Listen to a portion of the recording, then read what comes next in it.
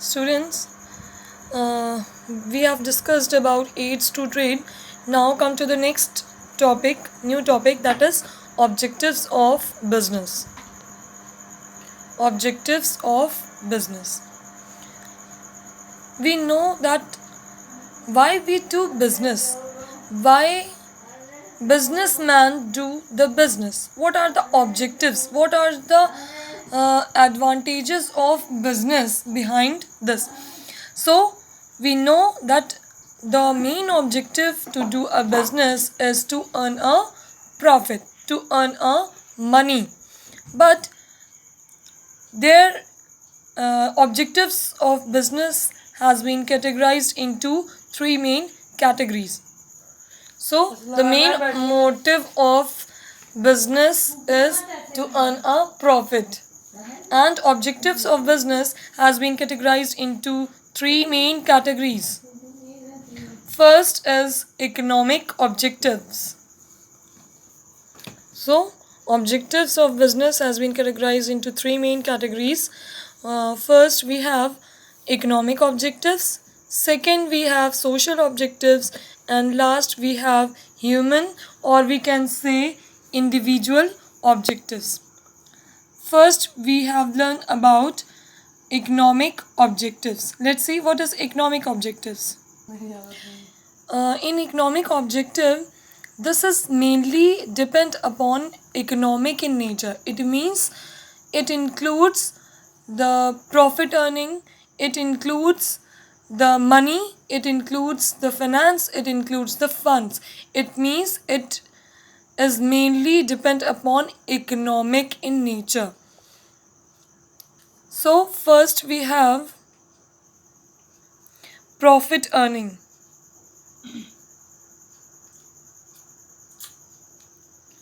In economic objectives, first we have profit earning. It means the business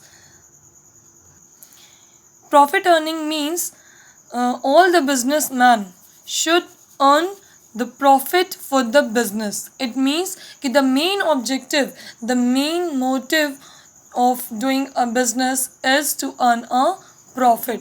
This is under the economic objective.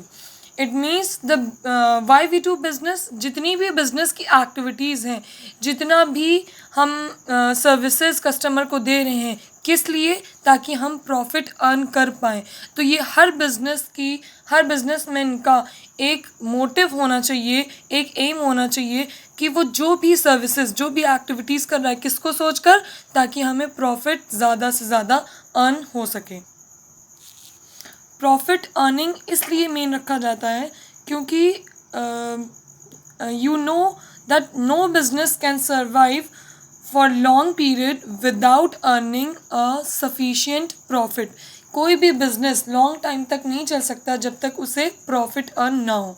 और अगर कोई ऐसा business जो कि long time में लॉस वो बियर कर रहा है, तो वो 6 यूनिट्स में हो जाता है और फिर वो बिजनेस जो है क्लोज हो जाएगा. इसीलिए कोई भी बिजनेस बिना प्रॉफिट के आगे वो चल ही नहीं सकता, आगे वो रन ही नहीं कर सकता. तो हर बिजनेसमैन की ये ड्यूटी है, हर बिजनेसमैन का ये मोटिव है कि वो जो भी एक्टिविटी अपने बिजनेस में इन्वॉल्व करे, ये सोच कर, ये प्लानिंग रख के कि हमें अल्टीमेट क्या अर्न करना है, प्रॉफिट अर्न करना है. Next we have survival. Survival एक बिजनेस के लिए इज़ वेरी इम्पॉर्टेंट.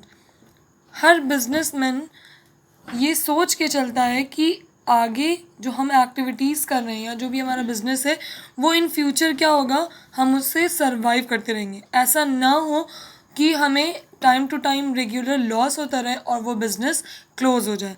तो सर्वाइवल बिजनेस का होना बहुत ज़रूरी है. हम अपने बिजनेस में ऐसे मेथड्स का यूज़ करें, ऐसे टेक्निक्स का यूज़ करें ताकि हमारा सेम बिजनेस फ्यूचर में भी सर्वाइव कर सकें, हम उसे फ्यूचर में भी आगे चला सकें. और फ्यूचर में हम कैसे चला पाएंगे? जब हमारे प्रोडक्ट्स रेगुलर सोल्ड होते रहेंगे, जब हमें रेगुलर प्रॉफिट या रेवेन्यू हमें रेगुलर मिलता रहेगा, हमारे प्रोडक्ट की कॉस्ट कम हो और प्रॉफिट हमें उस पर अर्न ज़्यादा हो। फॉर एग्जांपल अगर कॉस्ट हम उस प्रोडक्ट को बनाने में लगा रहे हैं 50 रुपीज़, तो उस पर हम प्रॉफिट अर्न करें 60 या 70 रुपीज़, तो उससे क्या होगा, बिजनेस आगे फ्यूचर में सर्वाइव हो सकेगा। Next we have growth. So next point we have growth. Growth means कि जो हमारा अभी बिजनेस चल रहा है, एग्जिस्टिंग बिजनेस है, वही हमारा फर्दर उसमें फर्दर ग्रोथ हो। इट मीन्स कि जो हमारा एग्जिस्टिंग बिजनेस है वो हमारा इतना प्रॉफिट अर्न करे ताकि वो फ्यूचर में तो सरवाइव करे ही, साथ ही उसकी ब्रांचेस भी कई सारी हों, वो और लॉन्ग रन में एक्सपैंड हो सके। Growth means expand.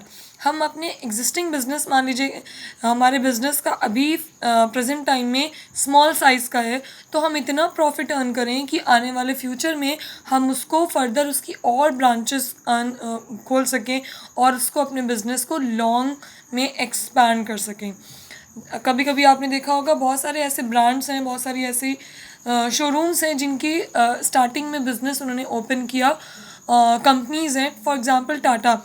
तो टाटा ने अपनी एक कंट्री से शुरुआत की, एक स्टेट से शुरुआत की, और अब देखते ही देखते उनके कई सारे प्रोडक्ट्स अलग अलग कंट्रीज़ में आ गए, और उन्होंने क्या किया, अपने बिज़नेस को एक्सपैंड किया और अपनी ही टाटा एंड स्टील कंपनी को और एक्सपैंड करके अलग अलग स्टेट में, अलग अलग सिटीज़ में उसको किया।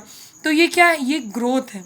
ग्रोथ कैसे होगी, जब वो सर्वाइव करेंगे। सर्वाइव कैसे करेंगे, जब उन्हें प्रॉफिट अर्न होगा, प्लस उनकी सेल्स इंक्रीज़ हो। मतलब जिस टाइप का वो प्रोडक्ट यूज़ कर रहे हैं, जिस टाइप के प्रोडक्ट में वो डील कर रहे हैं, वो प्रोडक्ट कस्टमर को पसंद आए और रेगुलर उनकी सेल्स बढ़ती रहे और प्रोडक्ट का कॉस्ट कम आए। जब सेल ज़्यादा होगी तो हमें ज़्यादा से ज़्यादा सोल्ड करना है, तो हमें प्रोड्यूस भी ज़्यादा ज़्यादा करना होगा, उसके लिए हमें लोगों की ज़रूरत चाहिए। तो हमारे नंबर ऑफ़ एम्प्लॉयज़ भी बढ़ें, हमारी सेल्स भी इंक्रीज़ हो, हमारा जो मार्केट गुडविल है, गुडविल मीन्स कि the reputation in the market, हमारी जो रेप्यूटेशन है वो भी इंक्रीज़ हो और हमारा प्रॉफिट भी इंक्रीज़ हो। तो उससे क्या होगा, हमारे फर्दर एक्सपैंड होगा हमारा बिजनेस, जो शॉर्ट में है वो और एक्सपैंड होकर उसकी और ब्रांचेस हो जाएंगी और उसकी ग्रोथ हो जाएगी। तो this is the economic objective.